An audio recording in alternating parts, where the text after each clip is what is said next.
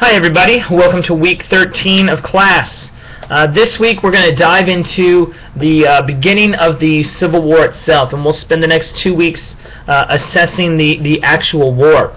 Now, I don't get into too many of the battles or the military history, as that's not been the focus of this particular version of the Civil War.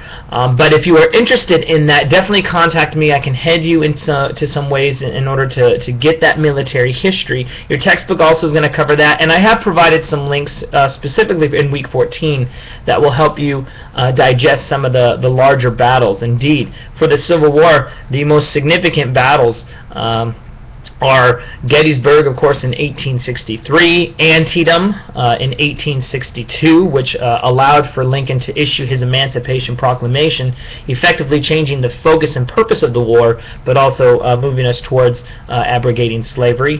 One of the more significant battles occurs in 1863. It actually ends right after Gettysburg. It's the Battle of Vicksburg, and this is like a very climactic battle because it allows for the Union to sort of squeeze the South because we acquire the Mississippi, and we'll talk a little bit more about that next week.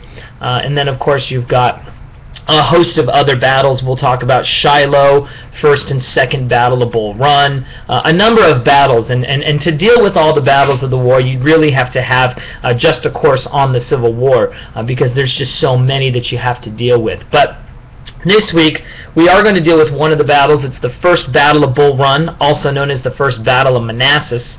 Depending upon which side of the war you were fighting, Confederate or Union, you called the battle something different. Whether you named it for nearby cities or for natural features, you're going to be dealing with the same battle here. First Battle of Manassas, First Battle of Bull Run. It's the same battle, just given a different name by the Confederates and the Union. Okay, and that's going to be one of the only major conflicts in 1861, besides the attack on Fort Sumter. But then again, that's not really a battle of the Civil War. That's the straw that broke the camel's back, if you will, that got the thing going. Okay, but in addition to the Battle of Bull Run, we're also going to assess some of the strengths and weaknesses of both sides, the Union and the Confederacy. One of the things that happens quite a bit with the Civil War is that people tend to think of it in terms of a romantic lost cause, that the South was doomed to lose from the get-go for a number of reasons, including the fact that, you know, the Northerners had greater industrial might. The Northerners had more population to draw from, right? The South has 4 million out of its 9 million population is slaves, and they're definitely not going to arm them. Okay, and so the fighting population in the South is decreased.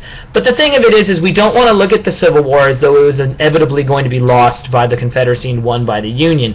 Throughout most of the war, as we will see, militaristically, it really did appear as if the South had the stronger of the two armies, and we're going to talk about why that was the case. Okay, but this week we're just going to dive into some of the origins of the war, look at some of the Civil War technology. There's some videos for you to watch, some reading for you to do in your chapter 15 in your textbook, right?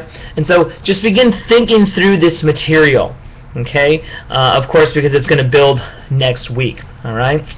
All right, I've droned on enough here. The only other thing I want to remind you about, of course, is that your final papers are steadily approaching. I know that it seems like it's still far away, but please make sure that you are working on that. You don't want to wait till the last minute. In fact, in a couple weeks, I'm going to be providing for you some more information on this, about what my expectations are. But I am looking for a polished, well-written, well-thought-out paper, something that's going to demonstrate some analysis, some thought process, and some good description and explanation. I'm not looking for a hastily constructed essay, so make sure that you spend some time on that, alright? Okay guys, I think that's it for this week, so if you have any questions, feel free to ask. Otherwise, as always, go in peace, be warm and filled, and may the force be with you. Be blessed, guys.